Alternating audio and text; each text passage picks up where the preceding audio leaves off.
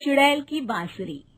एक सुहाना सा दिन होता है और मगन, रामलाला, चंदन, राजन, तपन और गोलू के पापा गांव के बरगद के पेड़ के नीचे बैठकर अपनी शाम की गपशप कर रहे हैं। अरे रामलाला और चंदन, तुम्हारी फसल कैसी चल रही है इस साल? अरे बंधु, क्या बताएं, बारिश ने तो परेशान कर रखा है।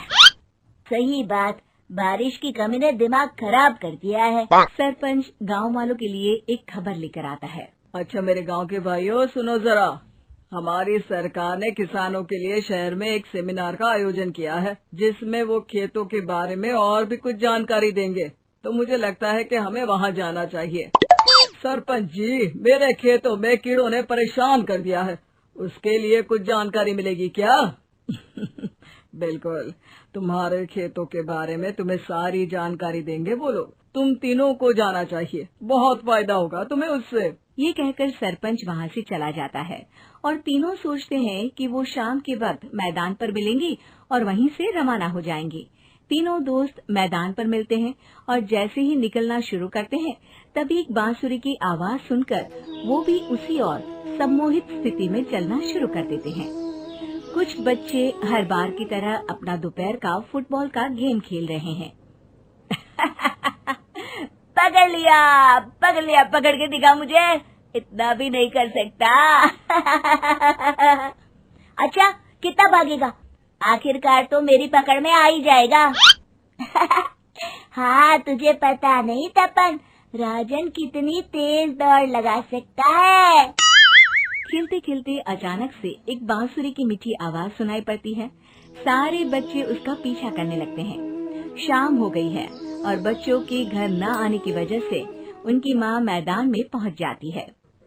राजन बेटे, अरे ओ राजन बेटे, किधर चले गए? इतनी देर हो गई, घर वापस क्यों नहीं आए बेटे?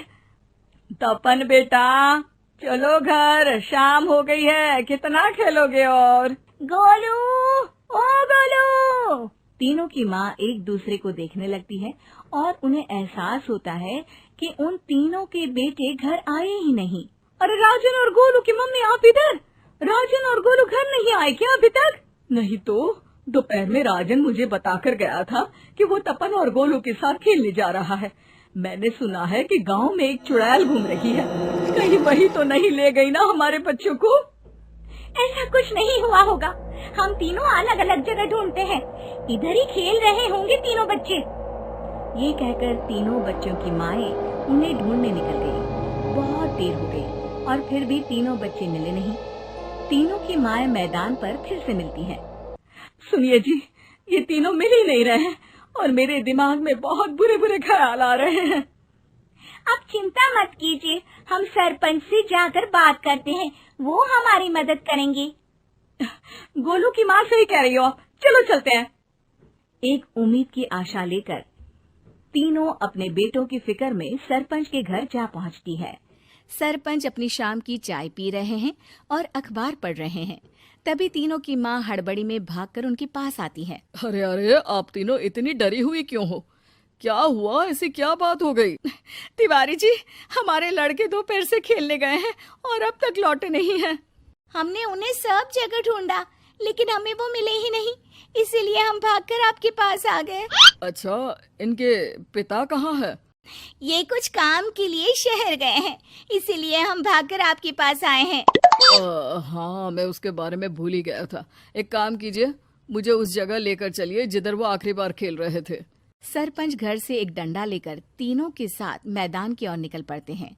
तीनों मैदान पर पहुंच जाते हैं और उन्हें ढूंढने के लिए कुछ सुराग खोजना शुरू करते हैं। आपको कोई ऐसी जगह पता है जहाँ ये तीनों साथ में मिलते हैं? नहीं जी, ऐसी तो कोई जगह नहीं पता। अचानक से वही बांसुरी की आवाज आना शुरू हो जाता है और सरपंच सम्मोहित होकर उस आवाज की तरफ जाना शुरू कर देते हैं। अरे तिवारी जी, आप ठीक तो हैं? कहाँ जा रहे हैं? अरे ओ तिवारी जी, वो हमें सुन नहीं पा रहे हैं क्या? सरपंच बांसुरी की धुन में झुककर उसी दिशा में आगे बढ़ रहे थे। ये आवाज कैसी?